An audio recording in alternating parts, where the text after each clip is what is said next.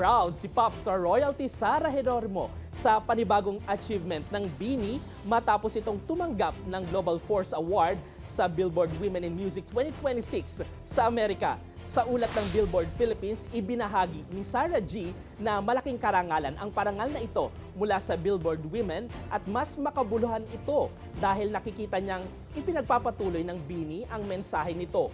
Sumasagisag niya sa tapang at pag-asa ang award na natanggap ng BINI, tapang na basagin ang mga hadlang at pag-asang maiparating sa buong mundo ang musikang Pilipino. Tinanggap ng BINI ang parangal sa Hollywood Palladium sa Los Angeles, California noong Miyerkules matapos ang kanilang historic performance bilang kauna-unahang all-Filipino act na nagtanghal sa prestihiyosong Coachella Valley Music and Arts Festival. Nagpasalamat naman ang BINI sa Billboard at inialay ang parangal sa kanilang mga taga-suporta at sa buong OPM community. Nagpasalamat din ang grupo sa ABS-CBN sa tiwalang ibinigay sa kanila mula sa simula.